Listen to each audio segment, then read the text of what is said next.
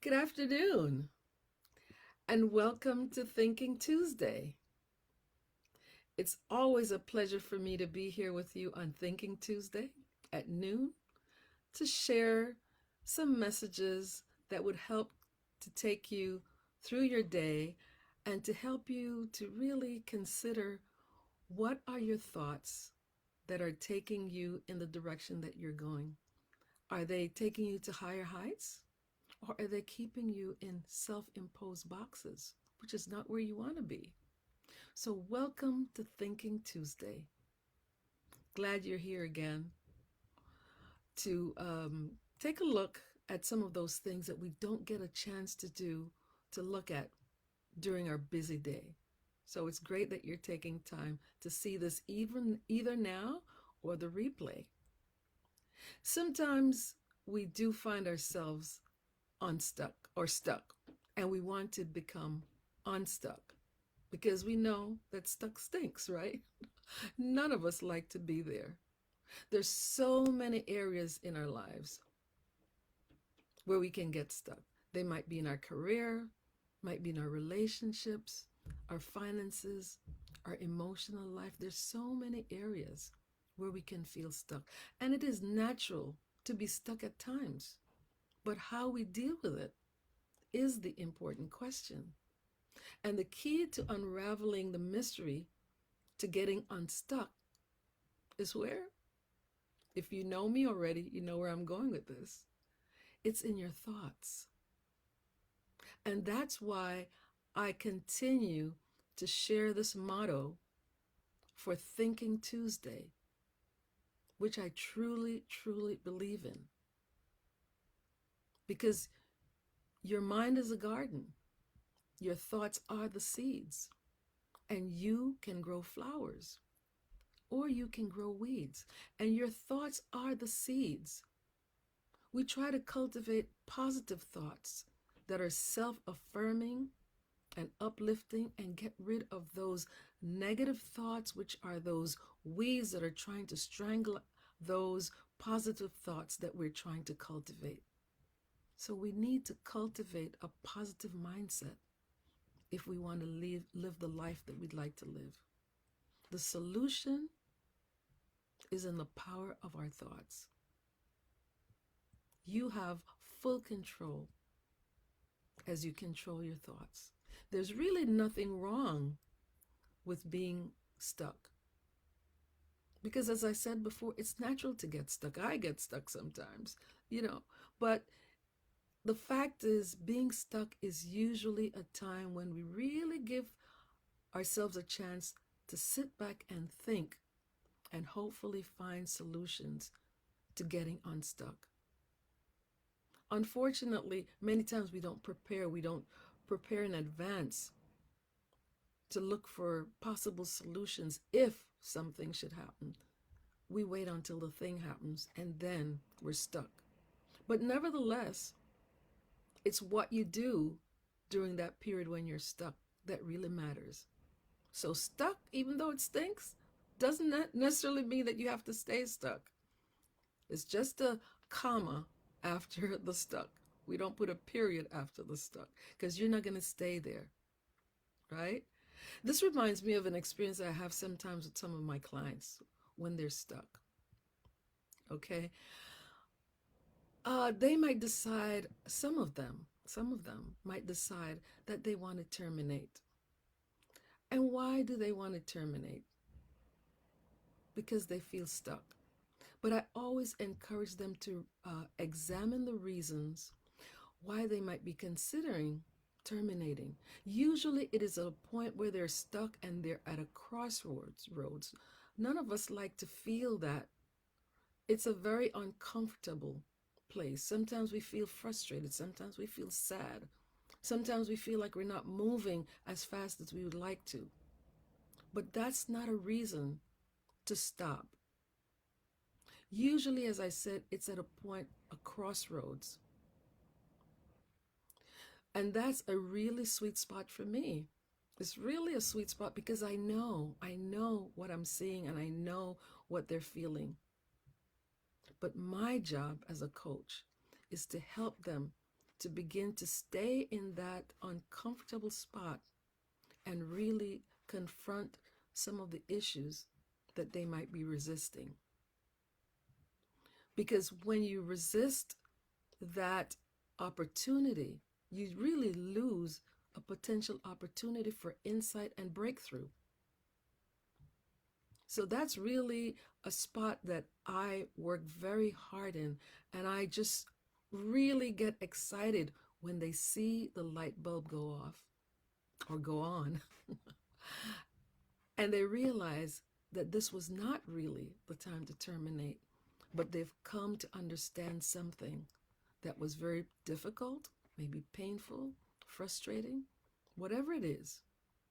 But they experienced it as an opportunity for growth. It never really ceases to amaze me what they discover after they're able to cross that barrier, get past that barrier. So being stuck is not necessarily bad, as I said before. How you deal with it is really what matters. Do you retreat, or do you understand this as a point of inflection where important insights are achieved to help you get unstuck? What brings to mind is why many people live unfulfilled lives. Because they get to a point of being stuck and they retreat. Because of fear, because of impatience. Why continue to play small and not live your life to the fullest? It might be scary, but it doesn't mean that you have to stop. Could that be you? Are you living small? Are you playing small? Are you cheating yourself out of living your life to the fullest? Because there's more about you that you would want to experience.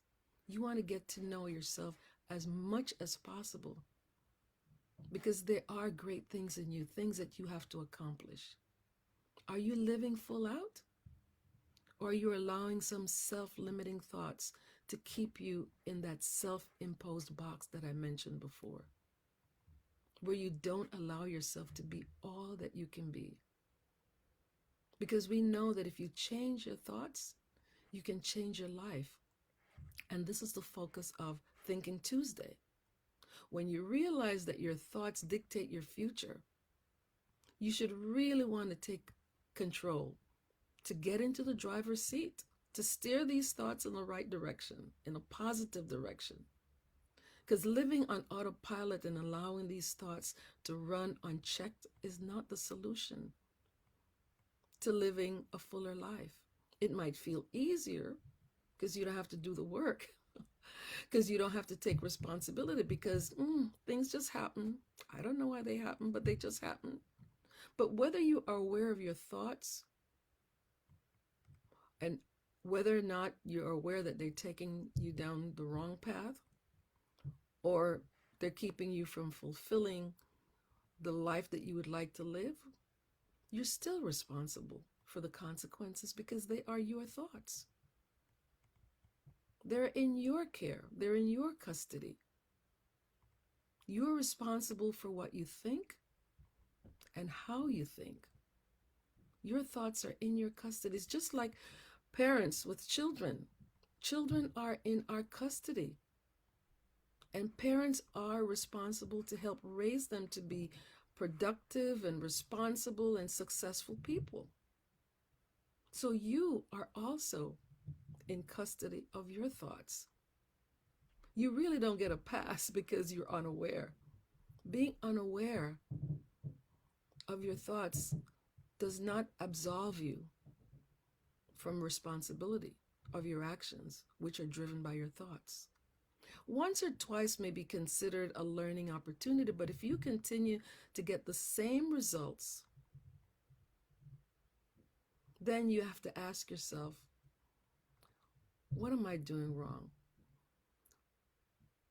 What am I allowing my thoughts to control that I should really be controlling. Start paying attention and become familiar with where your thoughts are taking you. What decisions are they leading you to make? Are they serving you well? Allow yourself to think consciously about things that you might find uncomfortable. Allow yourself to think consciously through things that are going to affect you, not run from them, not let your thoughts run amok, hoping that you will get solutions that will be best for you. You can't find new solutions using the same thoughts that created the problems in the first place. And it does take effort to confront your thoughts and be courageous enough to make that decision to shift your thinking, which will bring about the results that you seek in any area of your life. Sometimes we get frustrated, we get impatient because things are not working out for us. But if you can set aside some time, once a week, at the end of each day, whatever time you can find, but find the time to sit and become familiar with what you're thinking, the decisions that you've made. What thoughts drove you to make those decisions? Are they good for you? Are they not good for you?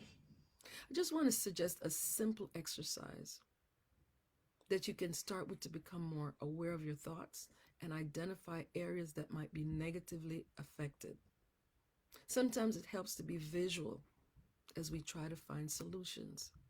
So if you take a piece of paper, a sheet of paper, and fold it in half, and on one side you write the things that you do not want. That would be the minus side, the things that you don't want. Become more aware of what you do not want. Seeing them on paper helps to make them real, because they're devoid of the emotions that usually get in the way when you're trying to think.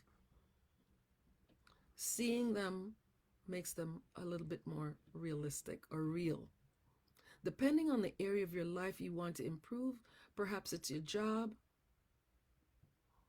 you might write, I don't want to continue in this managerial position that I'm currently in. If it's in your marriage or a relationship with a significant other, you might write, I don't want to continue arguing over money, if that's the case. Or if it's in your self-care, you might write, I don't want to continue to feel drained emotionally. Whatever area of your life that you are not feeling content in, you're not satisfied with, try to find out what it is that you do not want, that you do not like, you do not want to continue in that area of your life. And that should be on that side of the paper, the things that you do not want. And then on the opposite side of the paper, write those things that you want that are opposite to what you wrote on the negative side.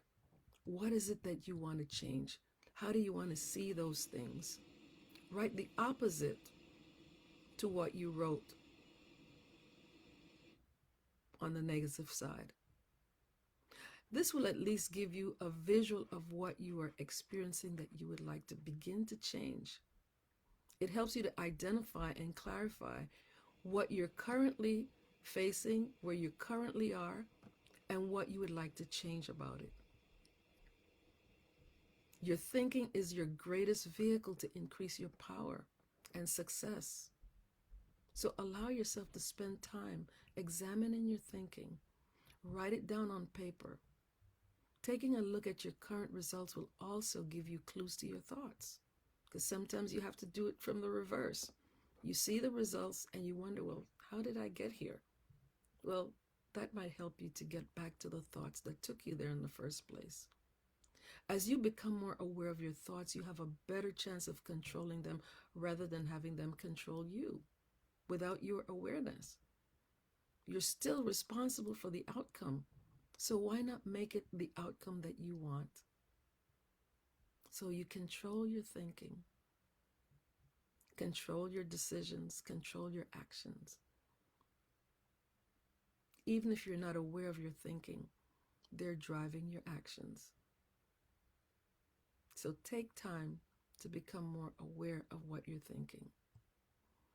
I hope this has added value to you. And if it has, I invite you to share it with someone who you feel could benefit from it. I just enjoy bringing these messages to you. If you're interested in hearing some of the previous Thinking Tuesday messages, feel free to go to my YouTube channel, Thinking Tuesday, Cheryl Burton. And I also invite you to go to my website, drcherylburton.com, to see many of the programs and services that I offer. If you don't see something there that you are interested in, feel free to reach out to me anyway, because all of my services are customized to the needs of my clients. I look forward to seeing you here again next Tuesday at noon for another message on Thinking Tuesday. Invite your friends to tune in. Feel free to go back to previous messages. If you miss next week, it will be there waiting for you on YouTube. It's been a pleasure for me to add value to you today. I hope you enjoy the rest of your day. Become familiar with your thoughts. Get in control of that driver's seat, because you don't want to be driven in the opposite direction that you want to go. So take care. I look forward to seeing you next week. Bye for now. Take care.